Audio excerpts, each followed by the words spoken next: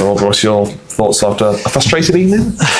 I stand here every week and praise my players. I thought second half, what a performance in a 4-4-2. But we had to change it because I'm giving people opportunities all the way since my time I've come, and it takes us 45 minutes to get going. And the shape of 4-1-4-1. Their goal, we started the game so well on the press. You could see it. We were winning the ball high, we were man for man. And then what we thought we'll do is when we're in the same position, we'll sit off. We'll sit off and not press. And then there's no communication from the back line. Nosey doesn't get across. Mendy doesn't get across. Canu doesn't get across. And it's just an awful goal to concede, especially after we started so well with the press. But then all of a sudden, our players think we haven't got to press them. And it was a great goal from them in terms of the way they worked it. But they weren't allowed to do that in the opening 10 minutes. And then the goal, and again, I've had to make changes at half-time and go 4-4-2. And second half, my players were magnificent. What do you think went wrong well in the first half? Is it shape, personnel? Is it too early to say what really was the ins and outs of it? Well, we changed. So we started with a 4-1-4-1, then we went to the diamond to match them up. And when we went to the diamond, it worked really well. Without really creating chances. Again, decision-making. Knowles, he gets the ball in the first half, comes onto his right foot 20 yards out, on his right foot, which he's right-footed, decides to cut it back onto his left. His decision-making all over the park and the intelligence, football intelligence of some is hard to understand. It's hard to understand. Hard to understand how my players, when we're pressing so well, then decide we'll sit back after we press teams. So, it's frustration because first half we had to change and they played well. Enough credit Neil and Lee. They've got a great point of the road. But I've had to make 3 changes and go 4-4-2. And listen, we missed Ricardo Reis. Listen, we can all see it. That's why we brought Ricardo, because we've had forwards on the pitch who don't get across the near post, who react. They're not proactive, they're reactive. And unfortunately, once again, I'm boring everybody saying about the chances we create. 27 chances to their 7, 23 shots again. And we've scored 1 goal. Same every week, Bill. Repeat it. Repeat it every week. What more, as a coaching team and a staff, can we give to our players to make them put the ball in the net? Well, the answer is Ricardo Reis. Jaden Clark did score the goal. He had chance as well. He got in those shooting positions lots tonight. Jaden was brilliant when he came on. Changed the game for us. It was a great goal. I thought Gilly was outstanding in the second half. I thought Chibi was outstanding in the second half. And the team were outstanding in the second half. But inevitably, you follow us all season, all of you. And it's the same. The entertainment, the attacking nature of the way we play, relentless nature, but inevitably, if you can't put the ball in the back of the net, you don't get across the near post, you can't win headers. Our corners, again, we've had so many, kept going out of play, don't want to win a header. And I'm just being honest. Listen, I'll always defend my players. Maybe I got the shape wrong. I'll take the criticism. Maybe I got the shape wrong in the first half. Maybe I'm too honest. Maybe I'm trying to give everybody an opportunity. And maybe I got it wrong first half. I'll take it for my players, as I always do. But second half, we were absolutely magnificent. But inevitably, if you can't win first contacts and headers, if you can't put the ball in the back of the net, which is the hardest thing to do in the world, it's quite remarkable. I was critical to Altrincham because I think we were quite impressed with the way they're playing on the ball. They look quite confident on the ball considering they're on the floor and where they're on the table. Yeah, credit them. The second half is ridiculous. It's ridiculous. We've all witnessed the game. And if Ricardo Reis on the pitch today, I think we score more goals. That's why we've brought him in. And that's the harsh reality, is that. I saw you towards the back of the game. So you always try to go for the win. There's a little smile between you and Harry Ice. It wasn't there. It was almost tempting to put him on for those corners in the last few minutes. Well, I wasn't smiling when he kicked the ball out of play, which led to their goal. Harry's been great for us.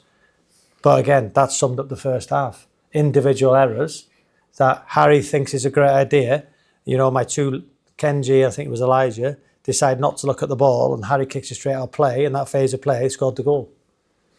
So I wasn't smiling at them, no. you're a positive guy normally. Is it hard to be positive when the players sometimes you might feel just maybe a few decisions weren't going their way today? No, the players give everything. Yeah. They always give everything. The stats will be amazing. We'll tweet the stats out. We'll tweet the physical stats out. They work their socks off every single week. You've seen the dynamism in the team. You've seen it. I'm never going to question my players for that effort. And the effort they've given the second half, they were tremendous. Unbelievable. They kept going, trying to find that winner. But inevitably, if you have that many balls across the box from corners or balls flashing across and nobody runs across the near post or nobody makes the first contact, we're not going to win games of football. We're not going to win games of football because we will when Ricardo's back. Does the result today and results elsewhere cement the fact that you probably might not win the league this season? Well, we knew that a couple of weeks ago, Bill. I'm always honest. You know, Rochdale scored the last minute. But teams like York and like Rochdale score last-minute goals and keep going. We keep going, but we can't score last-minute goals, except for Scunthorpe. Sutton score last-minute goals against us when we defended ever so well, and they were magnificent. It's frustration, but it's the truth. I always speak the truth, yeah? And you've all witnessed it. And again, it's a great point for Altrincham. But we're working. Again, what we'll do, tomorrow off, because the lads need rest, recovery. They'll do all their recovery. Friday, we might do a bit of shooting again. And again, what we're doing in training, I can't tell you. We just, the people at the training on a daily basis will see us doing shooting drills, pullbacks, balls across the box, centre forwards running across. We do it.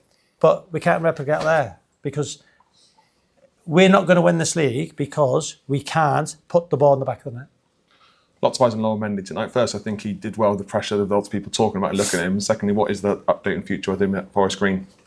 Well, he's a Forest Green player as it stands. He's under contract for the next 2.5 years. So that's what it is. There's interest because he's an unbelievable player, a great talent. Somebody who had with me for 4.5 years now. He's interested in him because how well he's done. He stepped up 2 levels, and he's a brilliant individual.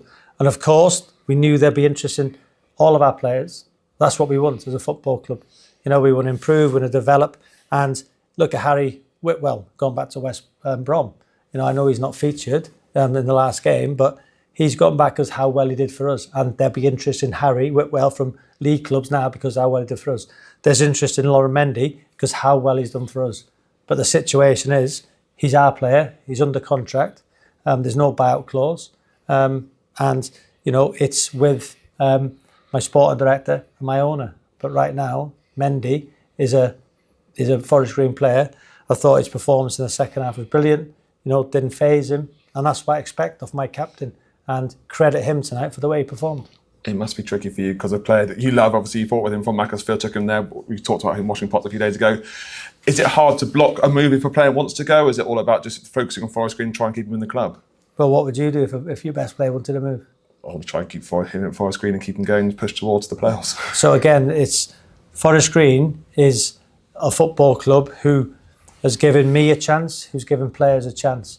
And inevitably, I understand it. I've been in a situation as a player many times. I've been in a situation as a player when I could have, there was offers for me and they were turned down and I had to get on with it. And for a couple of weeks, of course, you'll be feeling I want to go. That was me. And there's been times when I got sold from Birmingham to Blackburn and I got my move. There were times when I was younger when I could have gone to a club. It didn't happen. I kept playing and kept playing well. Then 4 or 5 months later, I moved. So again, I expect all my players, regardless of their situation, to, whilst they're here, give me and the team everything. And tonight they did. And Mendy and everybody should be proud of that second half performance. And right now, as it stands, he's a Forest Green player. Well, thank you very much for talking to us this evening. Pleasure.